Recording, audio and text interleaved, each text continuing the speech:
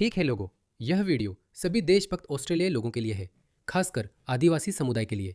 जैसे किसी भी अन्य देश में होता है, वैसे ही ऑस्ट्रेलिया के प्रथम राष्ट्रों के लोग और यूरोपीय मूल के ऑस्ट्रेलियाई लोगों के बीच वर्षों और सदियों से मतभेद रहे हैं। शुक्र है, समय के साथ कई शिकायतें सुलझ गई हैं। बाकी शिकायतें सिर्फ ऑस्ट्रेलियाई लोगों को सुलझानी होंगी। मैं ऐसा क्यों कहता हूँ? क्योंकि कुछ अजीब और खतरनाक चीज उभरने लगी है।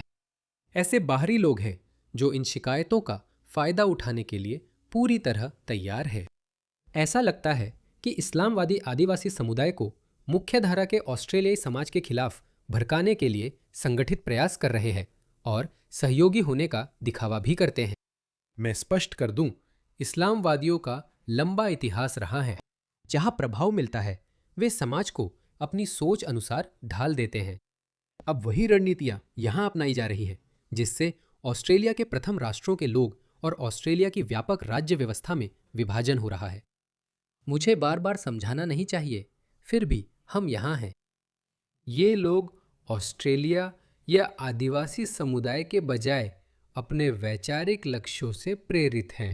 वे अपने लक्ष्यों के लिए कमजोरियों का फायदा उठाते हैं, दूसरी समुदायों में घुसकर नाराजगी और मतभेद बढ़ाते हैं। इनके झांसे में मत आना। देखिए, सिडनी में मिस्र मूल के काउंसलर खुद को आदिवासी ऑस्ट्रेलियाई लोगों का पैरोकार बता रहे हैं। ऑस्ट्रेलियाई हॉलोकॉस्ट 26 जनवरी 1788 को शुरू हुआ था। अरे इन्हें देखिए, क्या ये आदिवासी समुदाय के शुभचिंतक हैं? जैसा कि आप जल्द ही देखेंगे, ये एक इस्लामवादी है। उस समय ऑस्ट्रेलिया में लगभग 10 लाख आदिवासी लोग रहते थे।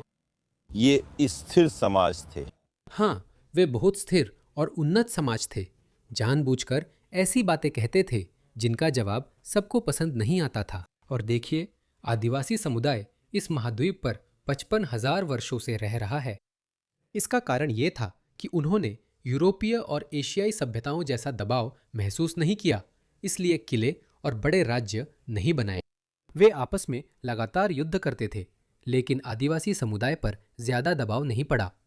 जनजातीय हिंसा भी थी, पर वह उस पैमाने की नहीं थी। यही कारण है कि उन्होंने समाज या स्थिर समाज नहीं बनाए। वे कहते हैं कि वे स्थिर समाज थे, लेकिन ऐसा नहीं था। वे दसियों हजार सालों तक जीवित रहे।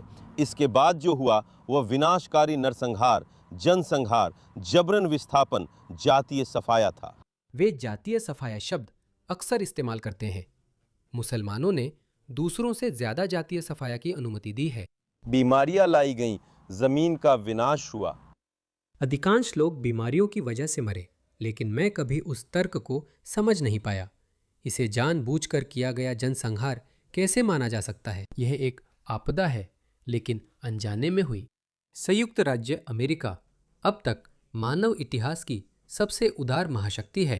संयुक्त राज्य अमेरिका के पास जो शक्ति है, अगर उसके समय की कोई और महाशक्ति के पास वो शक्ति होती तो वे सबको मिटा देते। अमेरिका हालिया महाशक्ति है, इसलिए उसकी नैतिकता अधिक उन्नत है।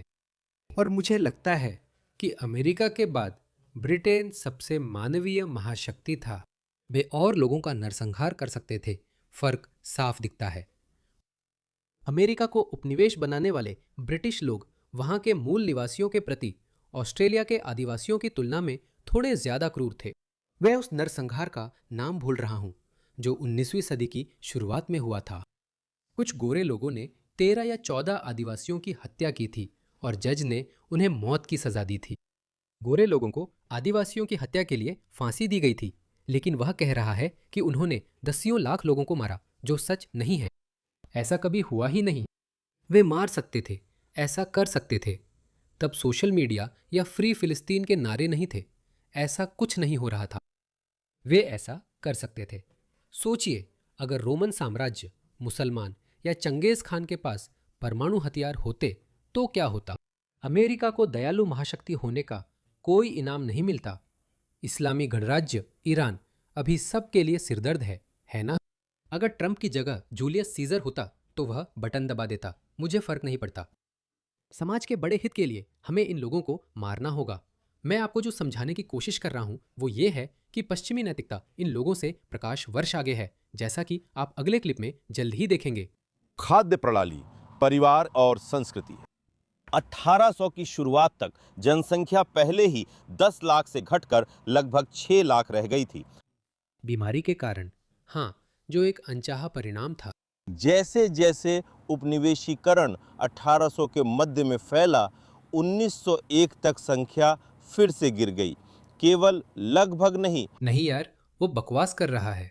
मेरी बात ये है, वो ये मलेशिया या इंडोनेशिया या इंडिया या पाकिस्तान या अफगानिस्तान में क्यों नहीं कर रहा? वह क्यों नहीं जाता और पूछता, तुमने स्थानीय संस्कृतियों के साथ क्या किया? तुम जानते हो, पाकिस्तान में एक छोटी घाटी है जिसे कैलाश या काफिरिस्तान कहते हैं, यानी काफिरों की धरती, जो पाकिस्तान के बीचों बीच है।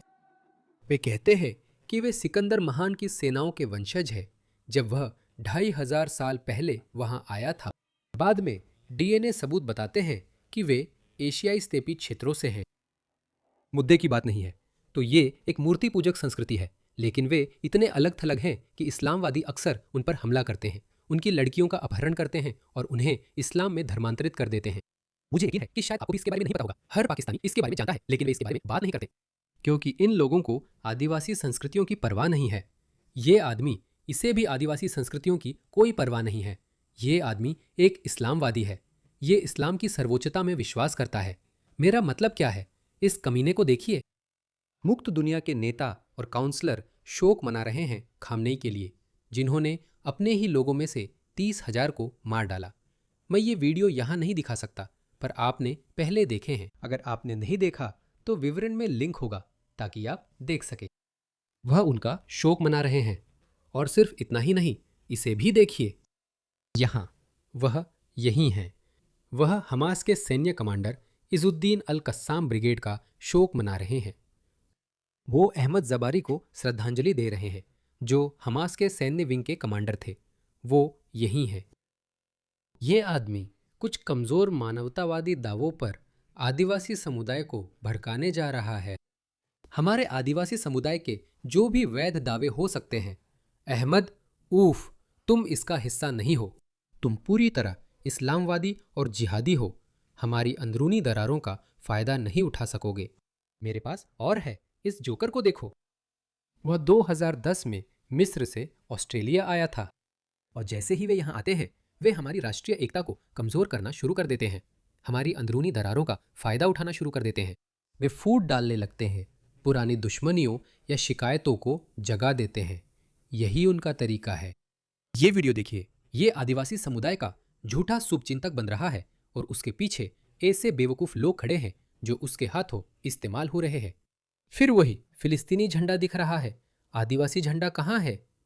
फातिमा पैमैन समेत कई लोग ऑस्ट्रेलियाई झंडा नहीं, बल्कि आदिवासी और फिलिस्तीनी झंडा ऑस्ट्रेलियाई संसद में लगाते हैं। हम इसकी इजाज़त क्यों दे रहे हैं? हमें उनका मकसद पता है। हम उनकी दोहरी चालबाजी के चलते बंधक क्यों बने हुए हैं? क्यों? और हम यहाँ यूरोन की धरती, हड़पी गई जमीन पर मिल रहे हैं, और ये हमेशा था और हमेशा रहेगा। Aboriginal. वो मेरी तो वह आउटबैक क्यों नहीं चला जाता, जहां इमारतें नहीं हैं? वह आधुनिक ऑस्ट्रेलिया में क्यों है? मैं बता रहा हूं, यह राष्ट्रीय सुरक्षा का मुद्दा है। ये लोग आदिवासी समुदाय को भड़का रहे हैं, ऐसी शिकायतें पैदा कर रहे हैं जो अब मौजूद नहीं हैं या जिन्हें ऑस्ट्रेलियाई राज्य सुलझा सकता है, न कि ये लोग। वे इसका इस्तेमाल अपने फायदे के लिए कर रहे हैं। हम सशस्त्र बलों में विश्वास करते हैं। ये आदमी अहमद अल-शरम है, जो खुलेआम हिंसा के लिए उकसा रहा है। मैं सशस्त्र प्रतिरोध में हूँ और इसे वापस लाने की मांग करता हूँ। मैं कहता हूँ कि अमेरिका को वही दो जिसका वो हकदार है। वह कहता है कि अमेरिका ऑस्ट्रेलिया को भी वैसे ही देखता है। इसीलिए अमेरिका डिजर्व करता है, इसीलिए अमेरिकी कॉलोनी डिजर्व करती है, इसीलिए अमेरिकी नेता डिजर्व करते हैं। सिर्फ एक ही हल है, क्रांति। और ये जिहाद है या विजय या शहादत। हम फलस्तीन की आजादी और उसके जरिए अपनी मुक्ति की बात करते हैं। हम बात कर रहे हैं, हमें यहाँ इस कॉलोनी से लेके अवतारोआ, वेस्ट पापुआ, टर्टल आइलैंड, हर जगह आजाद करने की। वे आज़ादी से क्या समझते हैं? तुम आज़ाद हो, जो चाहो बोल सकते हो। वे कहते हैं कि वे आज़ाद नहीं है। आपके लिए आज़ादी का क्या मतलब है? ये ऑस्ट्रेलिया में जो चाहे बोल सकता है, लेकिन अगर वह अपने किसी मुस्लिम देश में जाकर अपनी सरकारों के बारे में वैसे ही बोलता जैसे वह ऑस्ट्रेलिया के बारे में बोल रहा है, तो उसकी लाश भी नहीं मिलती, वे उसकी पहचान भी नहीं कर पाते। जो हम इस व्यवस्था वो गिराएंगे तो पूरे विश्व को दिखा देंगे। इसे देखो, अब ये लोग इतिहास को फिर से लिखने की कोशिश कर रहे हैं। इस आदमी की बात सुनो। हमारा पारिवारिक वंश चलता है काफ़ी पीढ़ियों तक, और एक महत्वपूर्ण बुजुर्ग जो वॉरेन ड्रू विलम कबीले के मुखिया थे, वास्तव में बैटमैन संधि के हस्ताक्षर करता थे। लेकिन जब वो आए तो उन्होंने अपने लिए एक संधि पर बातचीत करना चाहा, क्योंकि बैटमैन संधि की एक प्रति संग्रहालय में है और एक प्रति मेरे घर पर भी है। वास्तव में ये सच में बैटमैन संधि शायद एक आदमी था जिसका नाम जॉन बैटमैन था। उसने उस जगह का सर्वे किया जो बाद में मेलबर्न बनी। तो मुझे लगता है कि यह उस संधि की ओर इशारा कर रहा है जो 1830 के दशक में या कुछ उस समय हुई थी। तो वह उसी संधि के बारे में बात कर रहा है, क्योंकि उस बैटमैन संधि की जो प्रति संग्रहालय में है और मेरे पास भी उसकी एक प्रति घर पर है, वो वास्तव में अंग्रेजी गद्य में लिखी गई है और उसमें साफ तौर पर यह घोषित किया गया है कि वो हमेशा के लिए किसी भी चीज़ का लाभार्थी रहेगा। विक्टोरिया में विकसित की गई कोई भी चीज। तो वो पहले प्रॉपर्टी डेवलपर बनने की कोशिश कर रहा था। तो ये वास्तव में आपको दिखाता है कि ब्रिटिश जॉन बैटमैन, उन्होंने वास्तव में वह जमीन आदिवासी समुदाय से खरीदी थी। मेरी समझ में उन्हें उसे खरीदने की जरूरत नहीं थी, वे सबको मार सकते थे।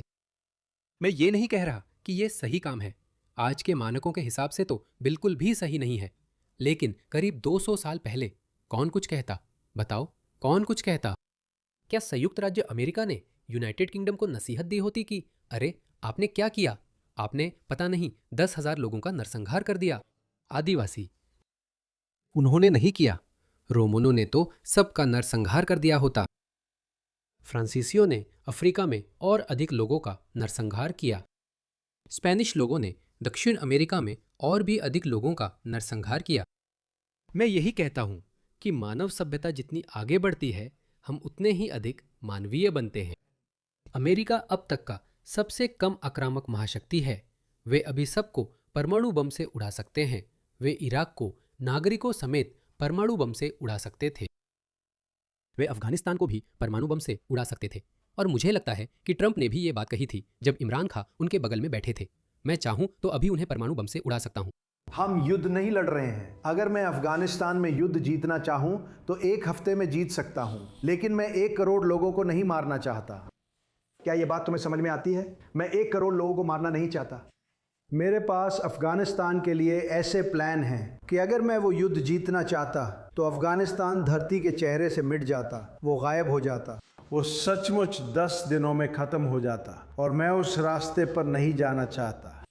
लेकिन ट्रंप सच में परमाणु प्रलय से डरते हैं। उसी तरह ब्रिटिशों को तब आदिवासी समुदाय से जमीन खरीदने की जरूरत नहीं थी। चाहे तो सबको मार सकते थे, लेकिन उन्होंने ऐसा नहीं किया। ब्रिटिश सैनिक आदिवासी महिलाओं को मारने और बलात्कार करने आए। मुसलमानों ने हथियार उठाकर उनकी रक्षा की। इसका कोई रिकॉर्ड नहीं है। मुस्लिम कमांडर कहाँ थे जिन्होंने ब्रिटिशों से लड़ा? फिर ऑस्ट्रेलिया में मुस्लिम देश क्यों नहीं बना? ये क्या बकवास है? वो बस इतिहास को फिर से लिख रहे हैं। जब वो ब्रिटिश सैनिकों को देखते हैं, असल में वो ब्रिटिश ही थे जो आदिवासी महिलाओं को मारने और उनका बलात्कार करने आए थे।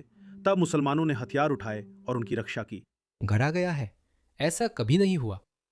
क्या आपको पता है कि यूरोपियनों के आने और ऑस्ट्रेलिया पर आक्रमण करने से पहले भी ऑस्ट्रेलिया में मुसलमान थे? मैं ये बार बार कहता हूँ, लेकिन अगर यहाँ कुछ मुस्लिम अभियान दल थे भी तो क्या? इसका कोई मतलब नहीं है। क्या आपने यहाँ कोई देश बनाया? नहीं। क्या आपने अपनी सेना यहाँ लाई? नहीं। तो चुप रहो, किसी को फर्क नहीं पड़ता। ये लोग जानबूझकर कर रहे हैं, इसे हल्के में मत लो। ये लोग ऑस्ट्रेलिया के आदिवासी समुदाय को ऑस्ट्रेलियाई राज्य के खिलाफ भड़काने के लिए ऐसा कर रहे हैं, और वे एक टकराव को उकसा रहे हैं।